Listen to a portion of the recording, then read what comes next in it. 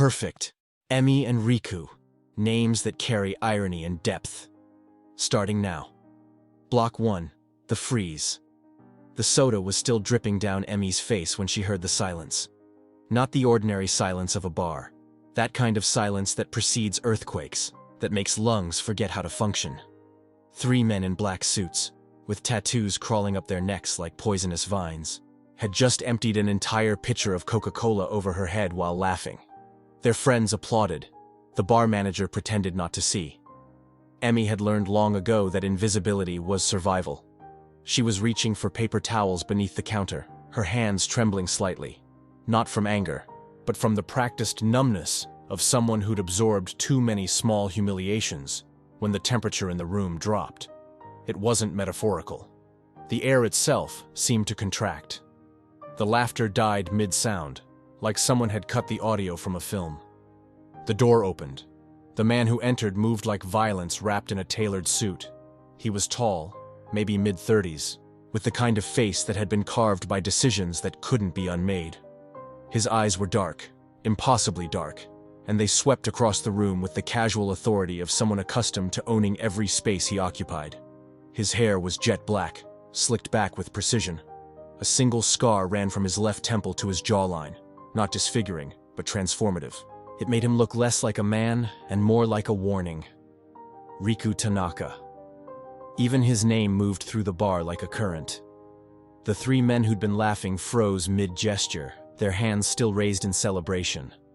One of them, the tallest, with a gold chain that caught the light, actually took a step backward. His friends followed, like iron filings responding to a magnet. "Gentlemen," Riku said, his voice soft enough that Emi had to lean forward to hear it. Soft voices, she would later learn, were far more dangerous than screams. "I don't believe we've met." The gold chain man's face had gone the color of old paper. We didn't know." "Didn't know what?" Riku moved toward them with the unhurried grace of a predator who'd already decided the outcome. "Didn't know this establishment was under my family's protection? Didn't know that the woman you were amusing yourselves with works here? Or didn't know that I was going to walk through that door at precisely this moment?" Emi's breath caught. She glanced down at her soaked uniform, at the sticky residue of cola matting her black hair. Her hands were still shaking, but now for an entirely different reason. The 3 men began stammering apologies, their voices overlapping in desperate harmony. Riku didn't seem to hear them. His eyes had found Emi across the bar, and something shifted in his expression. A flicker of something that might have been recognition, or might have been the moment a predator decides whether its prey is worth the effort. "You," he said, not moving his gaze from her. "Come here." Emi's feet moved before her mind could catch up. She walked around the bar, her wet uniform clinging to her skin, leaving small puddles on the wooden floor. Up close, Riku was even more imposing. She could smell expensive cologne and something else. Something like cigarette smoke and old leather, the scent of someone who'd spent years in rooms where important people made important decisions about unimportant lives. "What's your name?" he asked. "Emi," she whispered. Her voice always came out like that when she was nervous. Barely audible, as if she was afraid of taking up space even with sound. "Emi," he repeated, and the way he said it made it sound like a word in a language he was still learning. "These men were disrespectful to you?" She nodded, not trusting her voice for more than that. Riku turned back to the 3 men. "You will apologize. Properly. On your knees." What happened next would replay in Emi's mind for months afterward. The men actually did it. They dropped to their knees on the sticky bar floor, their expensive suits collecting filth, and they apologized with the kind of desperation that suggested they understood, on some cellular level, that their lives had briefly hung in the balance. When Riku was satisfied, he simply gestured toward the door, and they scrambled out like animals fleeing a fire. The bar had gone completely silent. Even the music seemed to have stopped. Riku turned back to Emi. "You're hurt?" "No," she said. "Just wet." For a moment, just a fraction of a second, something that might have been a smile touched the corner of his mouth. "Go change. I'll wait." She should have been terrified. She should have run. Instead, Emmy found herself moving toward the back room, her mind spinning. Who was this man? Why had he intervened?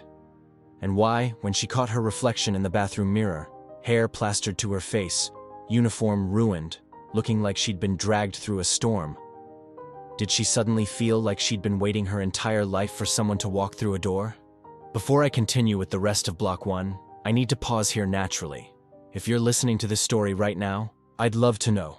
Where are you hearing this from? Drop a comment and let me know.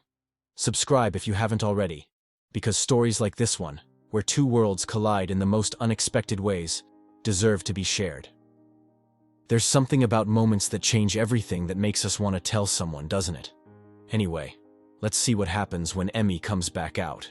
When she returned 15 minutes later, wearing a fresh uniform, her hair hastily dried and combed, Riku was sitting at the bar nursing what looked like whiskey. He didn't look up immediately, but she could feel him register her presence. The bar had returned to something resembling normalcy. The other patrons were pretending to drink and talk, but their eyes kept drifting toward the man in the suit like compass needles toward magnetic north. "Better?" he asked, finally looking at her. "Yes, thank you for..." She trailed off, unsure how to complete the sentence. For what? For humiliating those men? For asserting dominance? For saving her? For what? His dark eyes were studying her with an intensity that made her want to disappear. For reminding people that there are consequences for their actions? Or for something else? Emmy had worked in this bar for 3 years. She'd learned to be invisible, to move through the world without making waves, to absorb disrespect the way sand absorbs water. But something about this man, something about the way he'd intervened, not with anger, but with cold precision, made her want to be seen. "For caring," she said quietly. "I'm not used to people caring." Riku set down his glass. "That's a problem." "What is?" "That you're not used to being cared for." He paused, and in that pause, Emmy felt like he was making a decision. "What time do you finish?" "Midnight," she said. "I'll wait." He did. He sat at that bar for the next 4 hours, nursing the same whiskey, occasionally making phone calls in a language Emmy didn't understand, watching her work with an attention that was both comforting and terrifying. The other patrons seemed to sense that something had shifted in the hierarchy of the room. They were polite to Emmy, respectful. One man even tipped her 50,000 yen for a single beer. When midnight came, Riku stood and extended his hand. "Come with me," he said.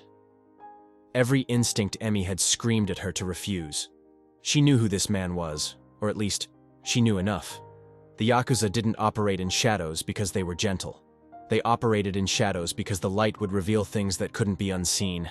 But she also knew something else.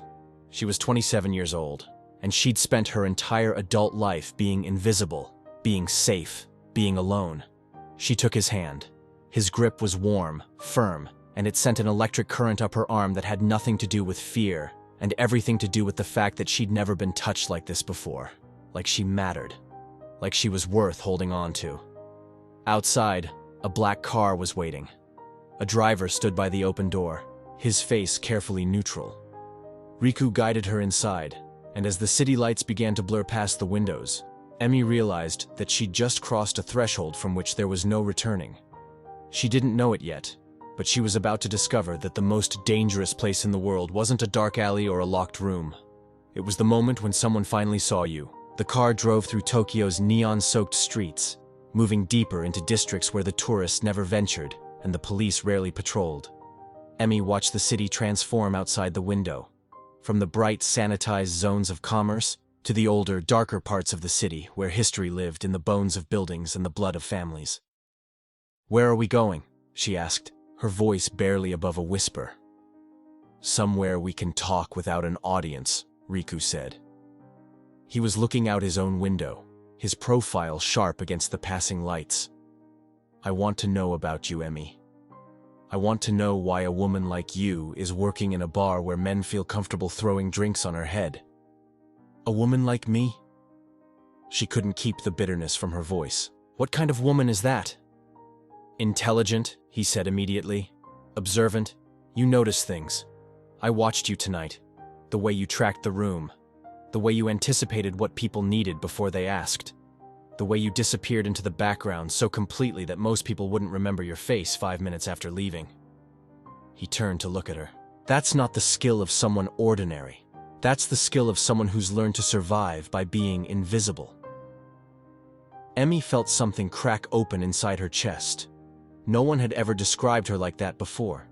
No one had ever looked at her and seen anything but a timid girl, easy to dismiss, easy to use.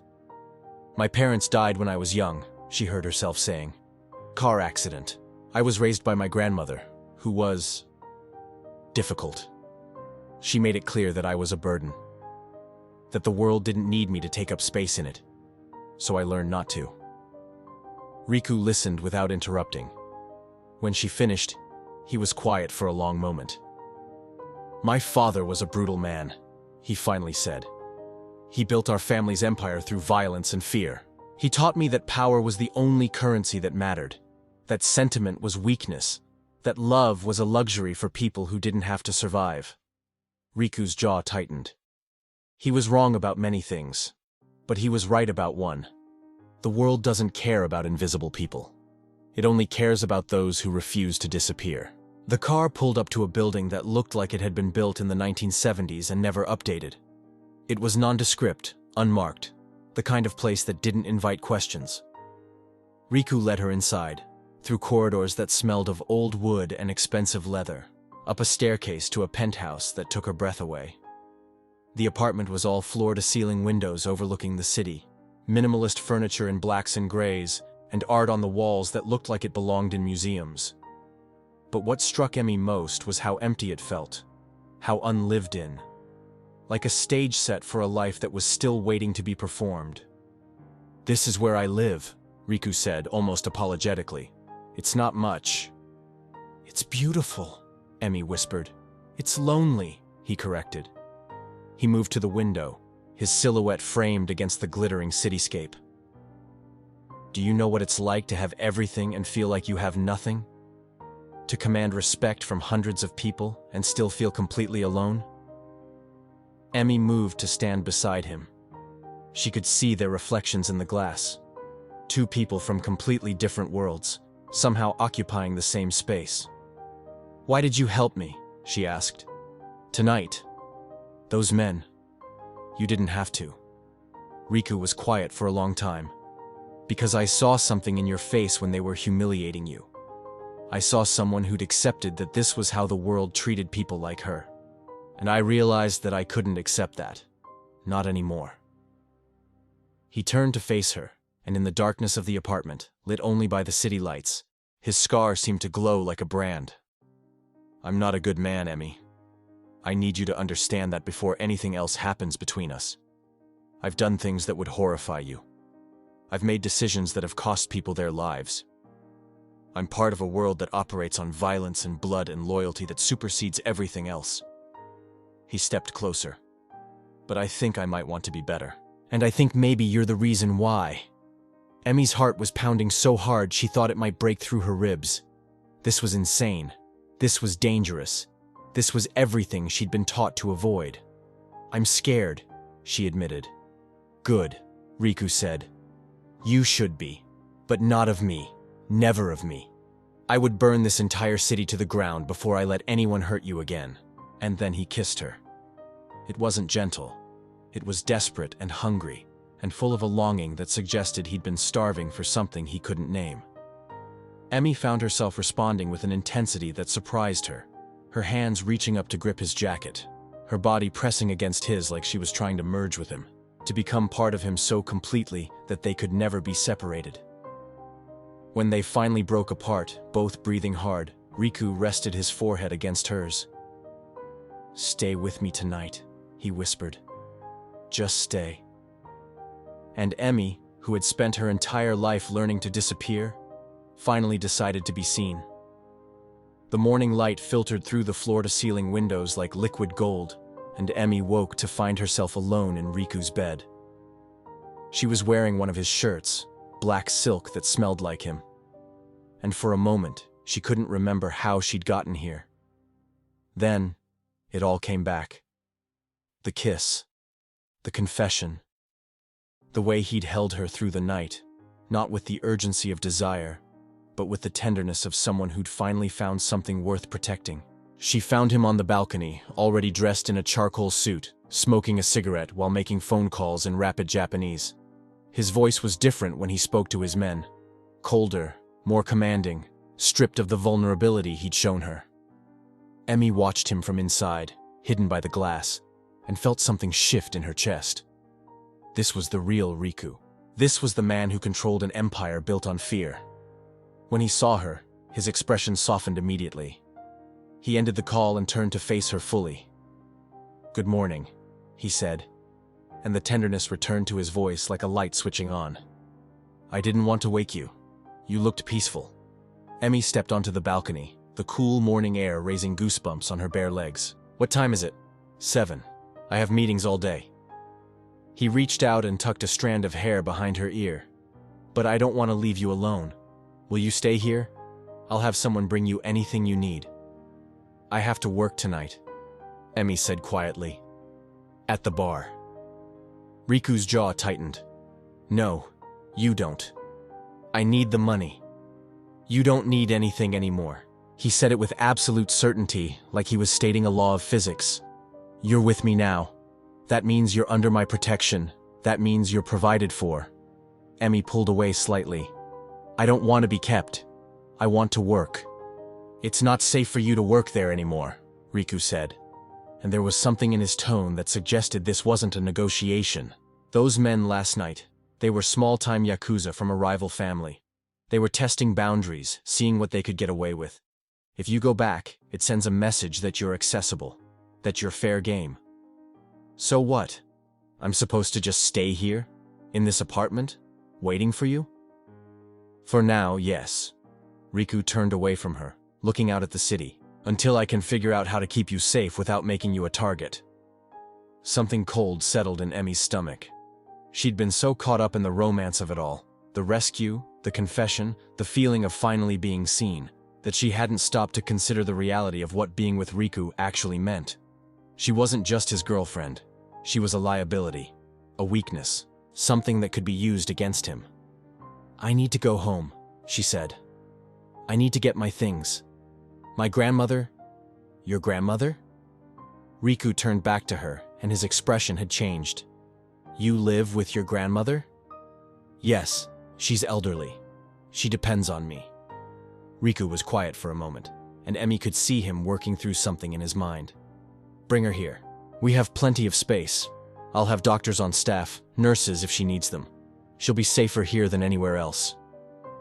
"You can't just—" Emmy started, but Riku cut her off. "I can, and I will, because you matter to me, Emmy, and anything that matters to you matters to me." He pulled her close, and despite her reservations, she found herself leaning into him. "I know this is fast. I know this is overwhelming. But I need you to trust me. Can you do that?" She wanted to say no. She wanted to tell him that this was insane, that she barely knew him, that getting involved with a Yakuza boss was the worst decision she could possibly make. But when she looked into his eyes, she saw something that terrified her more than any threat could. She saw herself reflected back, and she saw that he actually saw her. "Okay," she whispered. The next week passed in a blur of activity. Riku sent men to collect Emmy's belongings from her tiny apartment. Her grandmother, Yuki, was initially suspicious of Riku, a reaction Emmy found both amusing and heartbreaking, because it suggested that her grandmother, despite everything, still had some protective instinct left. But Riku was patient with her. He treated her with a respect that seemed to surprise the old woman, and within days, Yuki had settled into one of the apartment's guest rooms, like she'd been living there her entire life. Emmy found herself in a strange limbo. She wasn't working, wasn't going out, wasn't doing anything except existing in this beautiful prison. Riku was gone most days, handling business that he never explained, and that Emmy learned not to ask about. When he returned at night, he was sometimes tender and sometimes distant, his mind clearly elsewhere, working through problems that had nothing to do with her. It was during the second week that Emmy discovered the locked room. The apartment had 17 rooms, and she'd explored most of them. The kitchen, the gym, the library, the bedroom, But there was one door, on the third floor, that was always locked. She'd asked Riku about it once, and he'd simply said, "That's private," in a tone that suggested the conversation was over. But curiosity, Emi was learning, was a dangerous thing. She found the key in Riku's desk, not hidden, just sitting there among other items. Her hands were shaking as she climbed the stairs and unlocked the door. What she found inside made her blood run cold. It was an office, but not like any office she'd ever seen. The walls were covered with photographs, newspaper clippings, and documents connected by red string like something from a conspiracy theorist's fever dream. There were pictures of Riku with various men, some smiling, some looking terrified. There were photographs of crime scenes. There were bank statements and ledgers and what looked like evidence logs. And there, pinned to the center of the wall, was a photograph of a woman. She was beautiful, with long dark hair and intelligent eyes. She was smiling at the camera, and there was something in that smile that suggested she knew secrets. Emi's hands trembled as she reached for the photograph. On the back, in handwriting she recognized as Riku's, was a single name, Sakura. "I was wondering when you'd find that room." Emi spun around, her heart nearly stopping. Riku was standing in the doorway, and his expression was unreadable. "Who is she?" Emi asked, holding up the photograph. Riku stepped into the room and closed the door behind him. "Someone I loved, a long time ago. What happened to her?" "She died." Riku's voice was flat, emotionless. 3 years ago, she was killed by a rival family specifically to hurt me, to send me a message that no one I cared about was safe. Emi felt the room tilt slightly. "Why are you telling me this?" "Because you need to understand what you're getting into," Riku said. He moved to the wall and stared at Sakura's photograph. "This is what happens when you love someone in my world. They become a target. They become leverage. They become a reason for your enemies to strike." "Then why?" Emi's voice cracked. "Why did you bring me here? Why did you tell me you wanted to be better?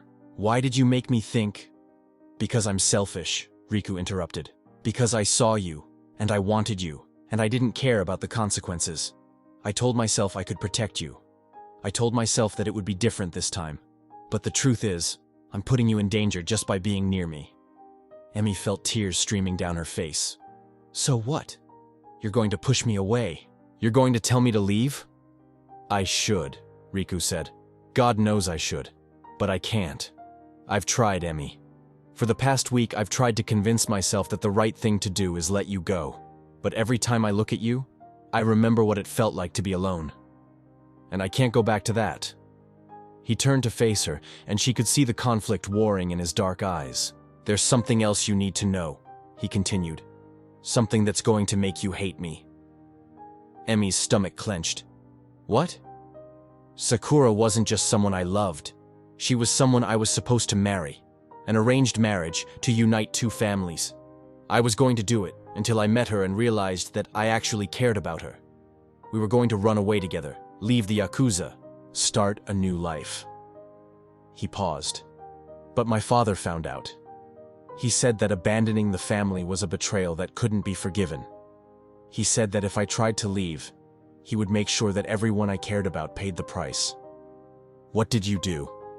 Emi whispered, though she was afraid she already knew the answer. "I stayed," Riku said quietly. "I chose the family over her. I chose power over love. And then, when she tried to leave without me, my father had her killed. He did it to punish me, to teach me that sentiment was weakness." Emi sank into a chair. "Oh my God. I've spent 3 years trying to atone for that decision," Riku continued. "I've spent 3 years telling myself that I would never make that mistake again, that if I ever got another chance at love, I would choose differently." He knelt in front of her, taking her hands in his. "But I'm terrified, Emi. I'm terrified that I'm going to fail you the same way I failed her. I'm terrified that loving me is going to destroy you." Emi looked at this man, this powerful, dangerous man who was literally on his knees in front of her, and she saw something she hadn't seen before. She saw his humanity. She saw his guilt.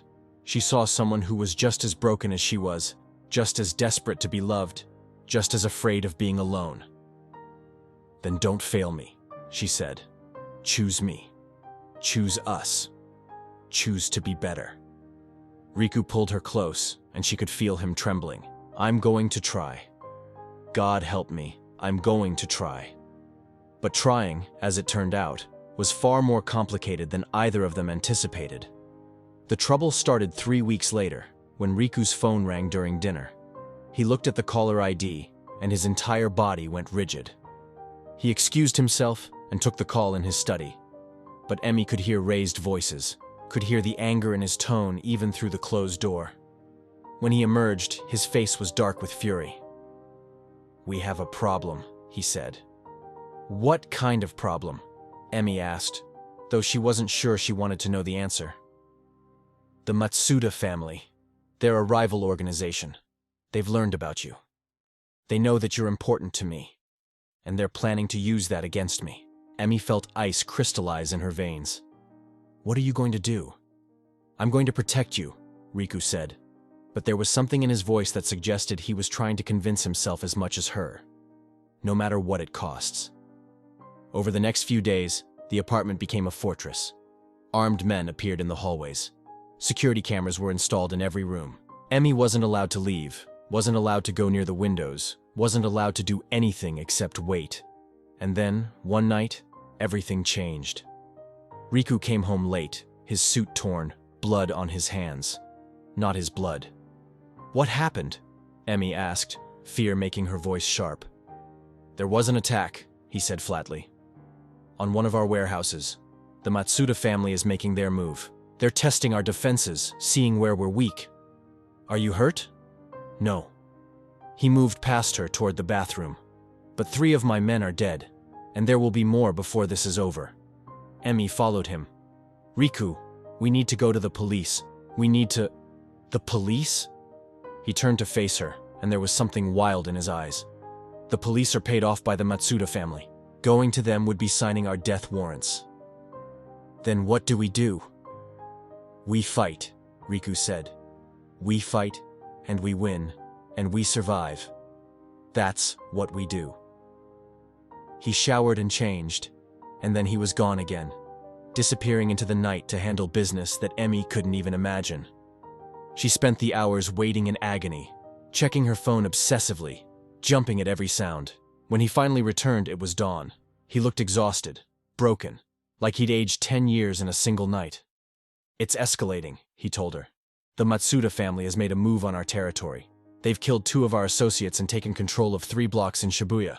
If we don't respond, we'll lose everything. So respond, Emmy said. Do what you need to do.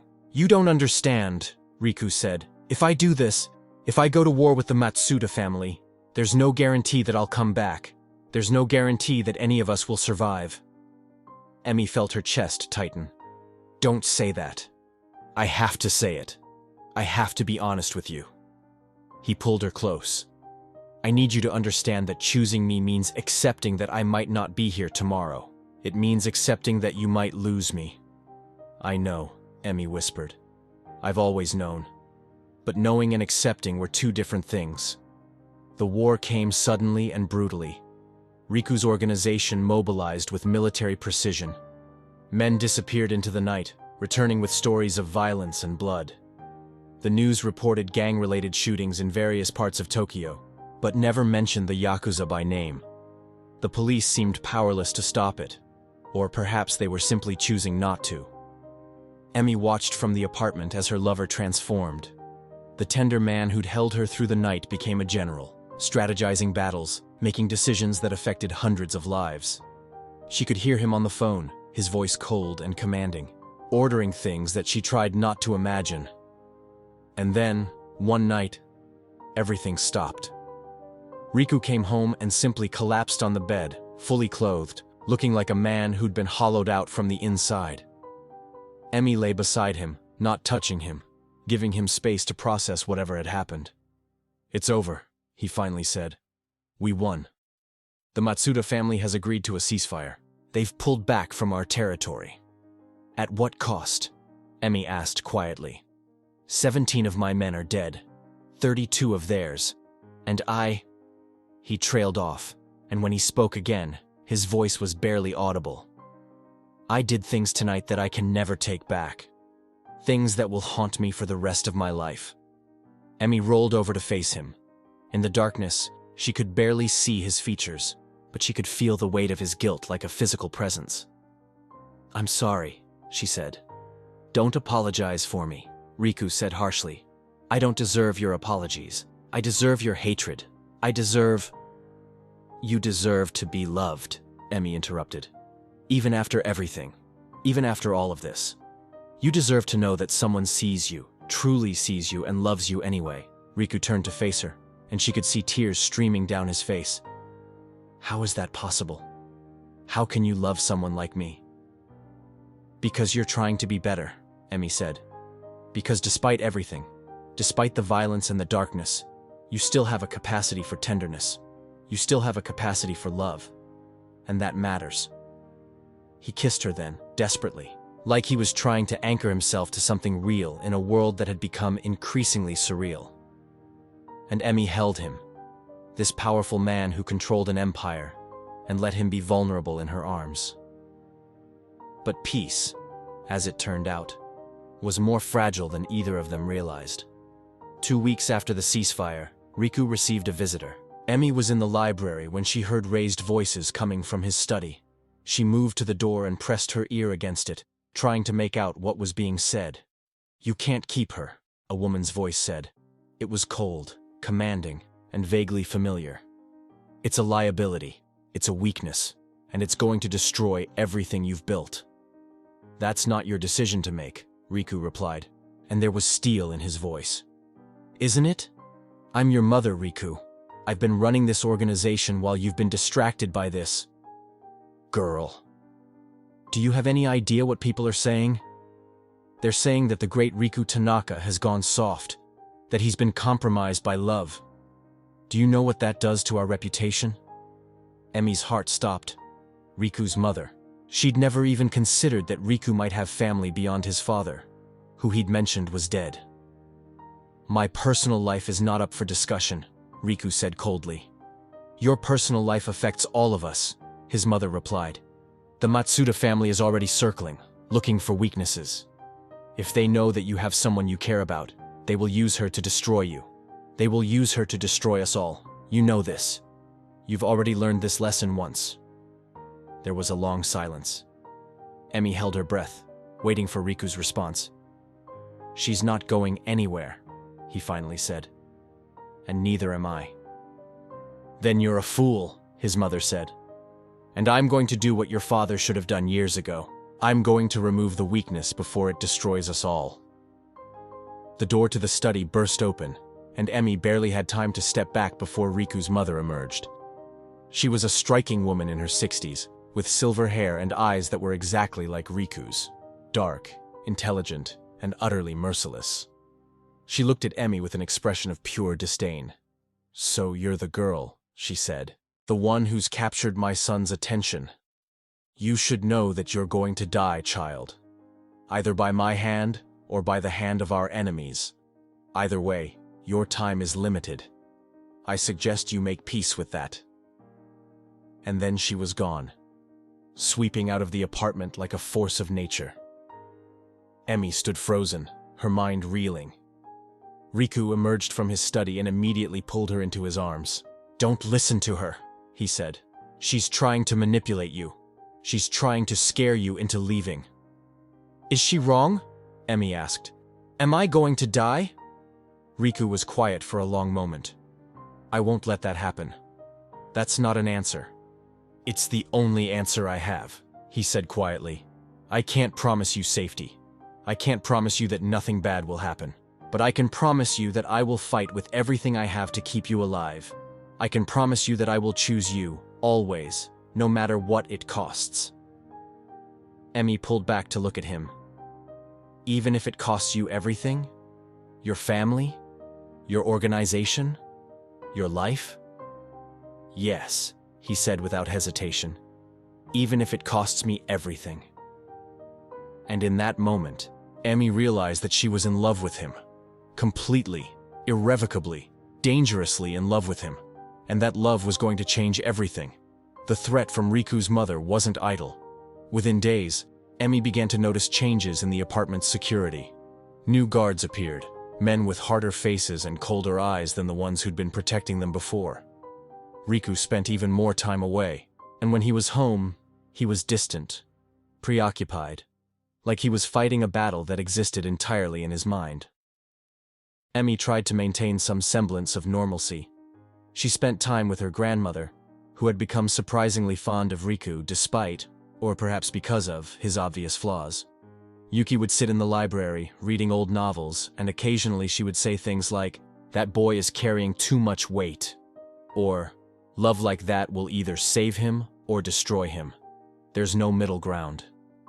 But the tension in the apartment was suffocating. It pressed down on everything like a physical force, making it hard to breathe, hard to think, hard to believe that anything good could survive in this environment. It was Emmy's grandmother who first noticed something was wrong. "There's a woman watching the building," Yuki said one afternoon as casually as if she were commenting on the weather. She was standing by the window, ostensibly looking out at the city, but her eyes were sharp and alert. "She's been there for 3 days. Different positions, but always watching." Emmy's blood ran cold. She moved to stand beside her grandmother and tried to follow her gaze. At first, she saw nothing unusual, just the normal flow of Tokyo traffic, the normal movement of pedestrians on the streets below. But then she saw it. A woman in a dark coat, standing across the street, her eyes fixed on the building. "We need to tell Riku," Emmy said. "Already no," Riku's voice came from behind them. He'd entered the apartment so quietly that neither of them had heard him. His expression was grim. "That's my mother's woman. She's been there since yesterday. She's not a threat. Not yet. She's just observing." "Observing what?" Emmy asked, though she already knew the answer. "Observing you. Observing us. Gathering information." Riku moved to the window and closed the curtains with deliberate slowness. "My mother is planning something. I don't know what yet, but she's planning something." "Then we should leave," Emmy said. "We should take my grandmother and go somewhere safe." "There is nowhere safe," Riku said flatly. "Not from my mother. She has resources that most governments would envy. She has connections in every level of law enforcement, every criminal organization, every business sector. If we run, she will find us. And when she does, it will be worse. So, what do we do?" Emmy's voice was rising, panic creeping in at the edges. "We just wait? We just let her make her move?" "No," Riku said. He turned to face her, and there was something in his expression that terrified her more than any threat could. "We make our move first." Over the next week, Emmy watched as Riku transformed the apartment into a command center. Maps appeared on walls. Men came and went at all hours, speaking in low voices about logistics and contingencies. Riku barely slept, barely ate, existing in a state of constant vigilance that seemed to be consuming him from the inside out. And then, one night, he told her what he was planning. "I'm going to step down," he said. They were in bed, and he was staring at the ceiling, his voice hollow. "I'm going to give my mother control of the organization." Emmy sat up, her heart pounding. "What? No, absolutely not. You can't." "I have to," Riku interrupted. "It's the only way to protect you. If I step down, if I remove myself from power, then I become irrelevant. My mother won't have a reason to hurt you anymore." "She'll have every reason," Emmy said. "She'll hurt me because she can. She'll hurt me because you care about me. She'll hurt me to prove a point." "Not if I'm no longer in the picture," Riku said quietly. "Not if I disappear." Emmy felt the room tilt. "What are you saying?" "I'm saying that I'm going to fake my death," Riku said. "I'm going to stage an accident, make it look like I've been killed. My mother will take over the organization, and you and your grandmother will be free to live your lives." "No." Emmy's voice was sharp, cutting. "Absolutely not. I didn't survive this long, didn't come this far, just to lose you." "You're not losing me," Riku said. "I'll still be alive. I'll just be somewhere else." "Somewhere else?" Emmy laughed, but there was no humor in it. "You're talking about abandoning everything. Your family, your organization, your entire life. For what? So I can live in hiding, always wondering if you're coming back, So I can spend the rest of my life waiting for a man who doesn't exist anymore? Riku sat up and pulled her close. I'm doing this because I love you. I'm doing this because the only way I know how to protect you is to remove myself from the equation.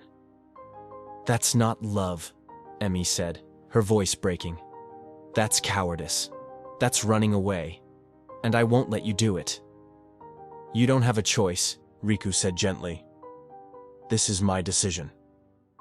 But Emi did have a choice. And she was about to make one that would change everything. She went to see Riku's mother. It took 3 days of planning, 3 days of careful maneuvering, but she finally managed to slip away from the apartment. She told Riku she was going to the doctor, and the guards let her go, assuming she would be safe in a public place. Instead, she had the driver take her to an address that she'd found in Riku's study, his mother's office building in the financial district. The woman at the reception desk tried to stop her, but Emi simply walked past her, moving with a confidence she didn't feel, heading for the elevator. She'd learned from Riku that sometimes the best way to get what you wanted was to act like you already had the right to take it. Riku's mother's office was on the top floor. It was exactly what Emi expected. All glass and steel and cold modernism, with a view of Tokyo that made you feel like you were standing above the world. Riku's mother was sitting at her desk, reviewing documents, and she didn't look up when Emi entered. I was wondering when you'd come, she said finally. I was beginning to think you didn't have the courage. I came to make you a deal, Emi said, surprised by how steady her voice sounded. Now Riku's mother looked up. Her dark eyes, so like her son's, studied Emi with an intensity that made her want to shrink away. But she forced herself to stand tall, to meet that gaze without flinching. A deal? Riku's mother smiled, and it was not a kind expression. What could you possibly offer me that I don't already have? The truth, Emi said. About why Riku is planning to fake his death. About what he's really trying to protect. About the fact that if you push him, he will destroy everything, including you, to keep me safe. Riku's mother set down her pen and leaned back in her chair. Go on. You think I'm a weakness, Emi continued. You think that I'm making Riku soft, making him vulnerable. But you're wrong. I'm the only thing keeping him from becoming exactly like his father. I'm the only thing keeping him human. And why should I care about that? Riku's mother asked. Because if you destroy me, you destroy him, Emi said. Not physically. He's too strong for that. But spiritually, emotionally, you'll turn him into a monster, just like his father was. And then you'll have won, but you'll have lost everything that makes winning worth anything. Riku's mother was quiet for a long moment. Then she stood and walked to the window, looking out at the city below. Do you know what it's like to be a woman in this world? She asked. To be born into a family like mine, with power and responsibility but no agency? My father controlled everything. My husband controlled everything. And now my son controls everything. I've spent my entire life fighting for scraps of power, for moments where I could actually make decisions that mattered. So take it, Emi said. Take the power. Take the organization. I'm not asking you to give it back to Riku. I'm asking you to let him go. Let him disappear. Let him live a life that's actually his own. Riku's mother turned to face her.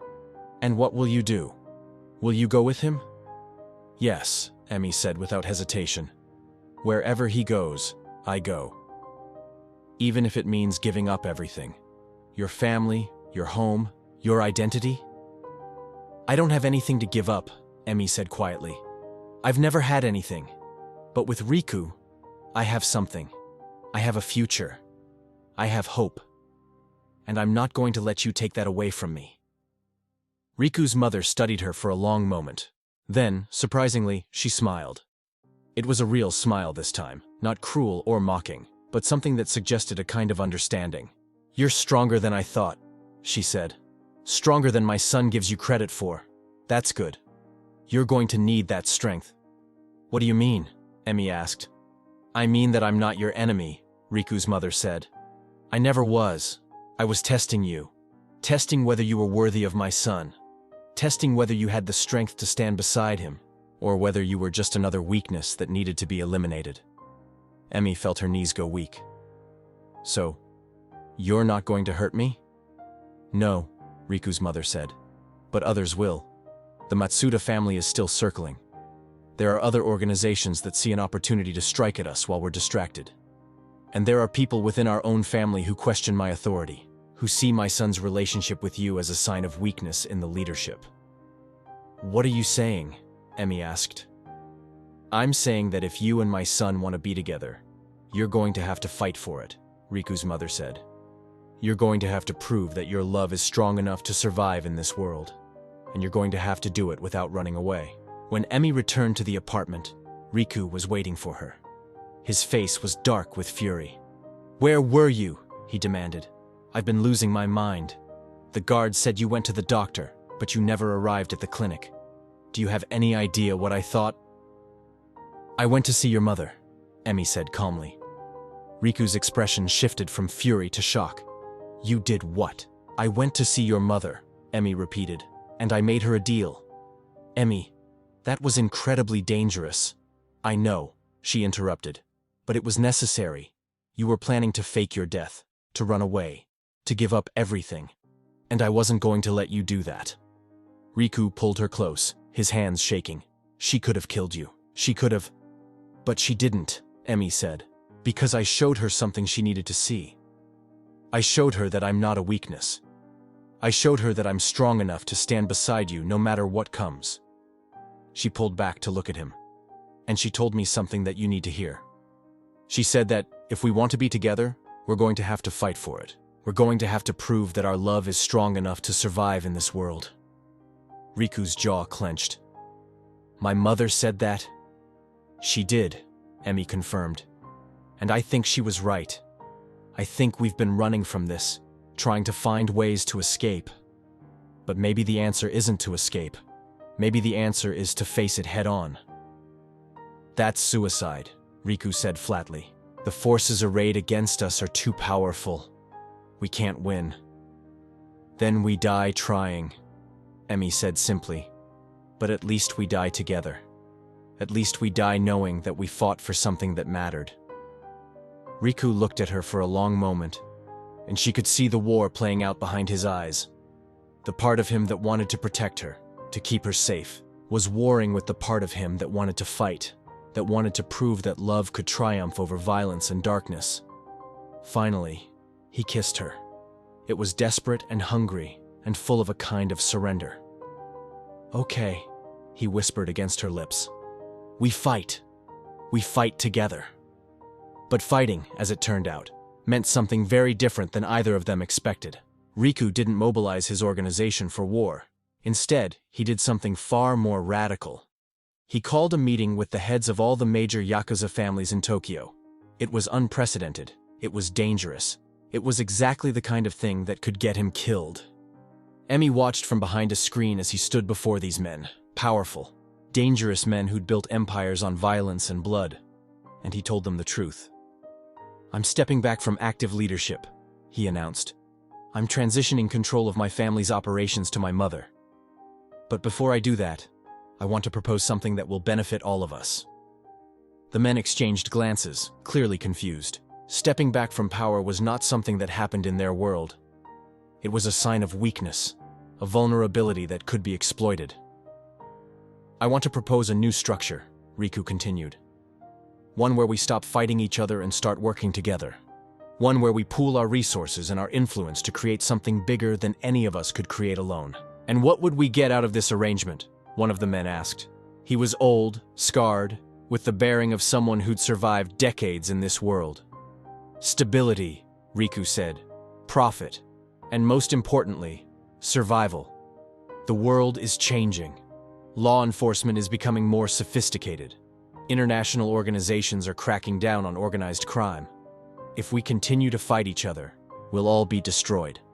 But if we work together, if we present a unified front, we can adapt. We can evolve. We can survive. The old man leaned back in his chair.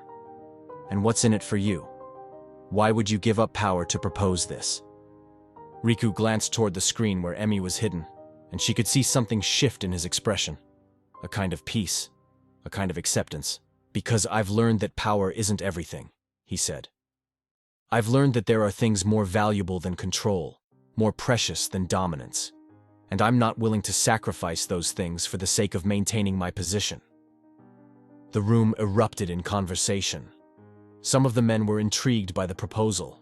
Others were dismissive, viewing it as a sign of weakness. But the old man, the one who'd asked the question, was studying Riku with an expression of something that might have been respect. "You're in love," the old man said finally. It wasn't a question. "Yes," Riku said simply. "And this woman, she's worth giving up everything for?" "She is," Riku said. "She's worth more than everything." The old man nodded slowly. "Then you're either the bravest man I've ever met, or the most foolish. Time will tell which."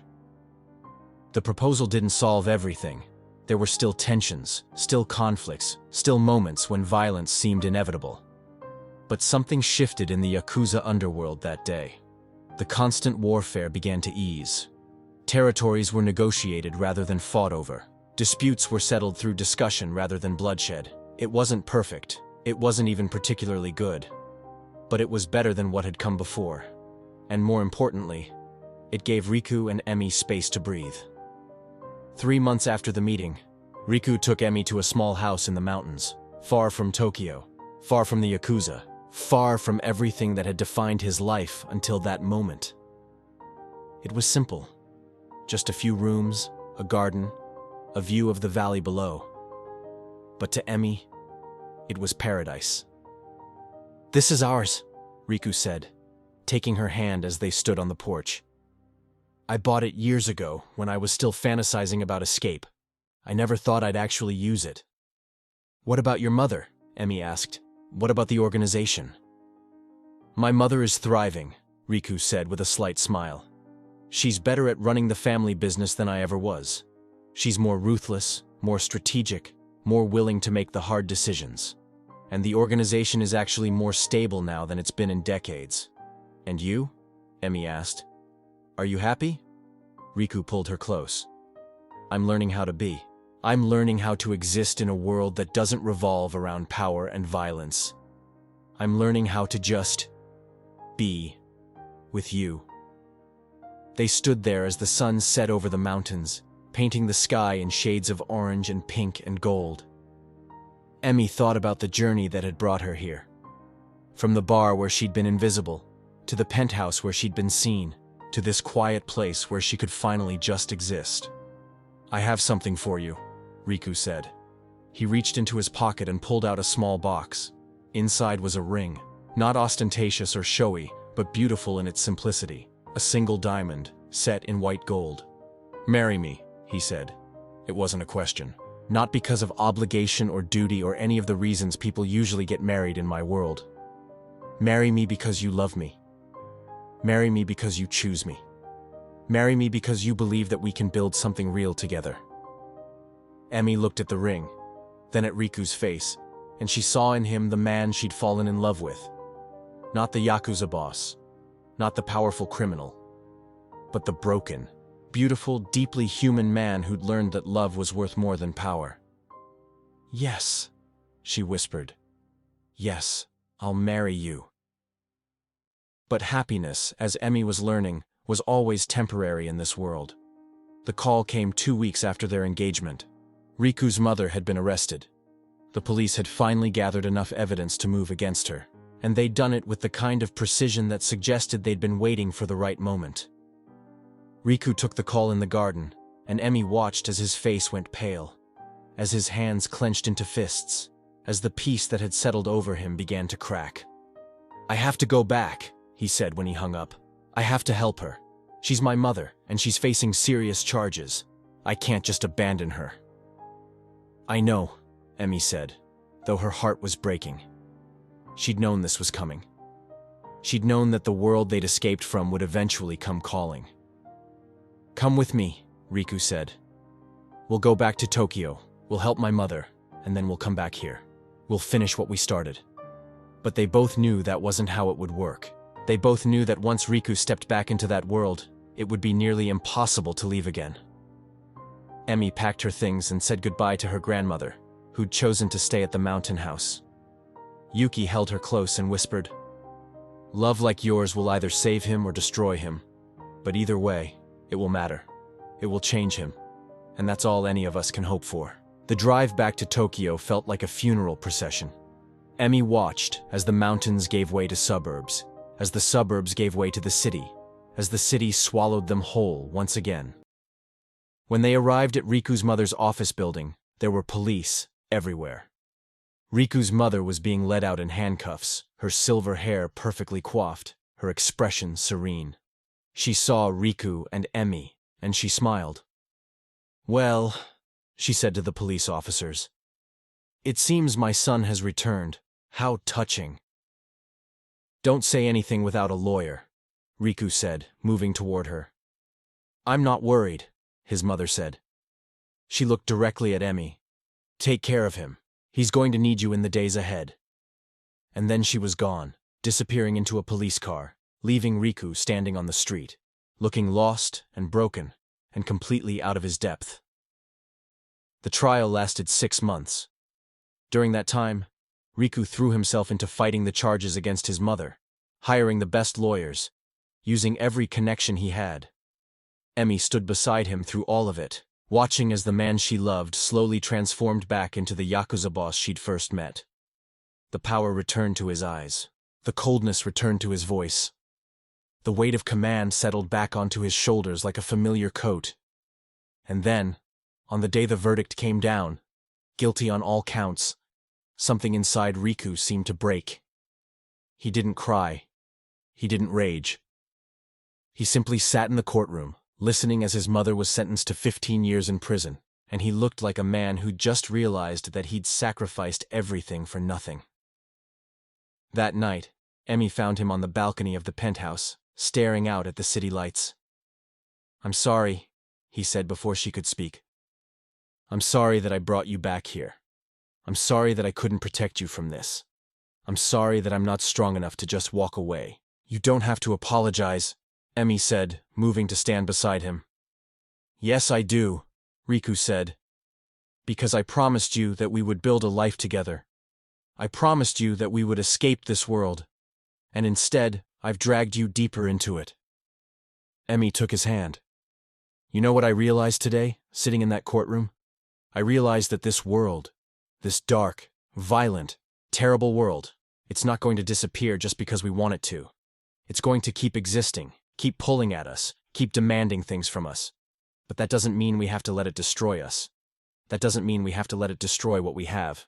"How do we stop it?" Riku asked desperately. "How do we keep it from consuming us?" "We don't," Emi said simply. "We accept it. We accept that we live in this world, that we're part of this world, but we refuse to let it be the only thing that defines us. We build our life around love instead of power. We make choices based on what matters to us, not on what the world demands of us." Riku pulled her close. "And what matters to you?" "You," Emi said. "You matter to me. Not the Yakuza boss, not the powerful criminal, not the man who controls an empire. Just you. The broken, beautiful, deeply human man underneath all of that." Riku kissed her then, and it was different from all the other kisses they'd shared. It was quieter, gentler, but also deeper. A kind of acceptance, a kind of surrender to something larger than either of them. 6 months later, Emi and Riku were married in a small ceremony at the mountain house. Only a handful of people attended. Emi's grandmother, Riku's mother, released on appeal pending a new trial, and a few of Riku's most trusted associates. It wasn't the wedding Emi had always dreamed of. There were no white dresses or flower arrangements or carefully orchestrated moments. It was simple and real and absolutely perfect. As they exchanged vows, Emi looked into Riku's eyes and saw something she'd never seen before. Peace.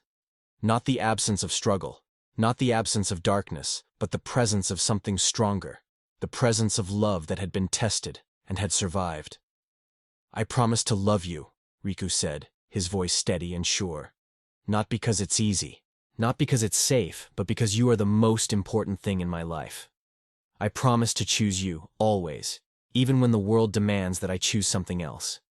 I promise to be better, to try harder, to become the man you believe I can be." And Emi, standing there in a simple white dress, surrounded by mountains and sky and the people who mattered most, made her own promises. Promises to stand beside him, promises to believe in him, promises to love him through the darkness and into whatever light they could create together.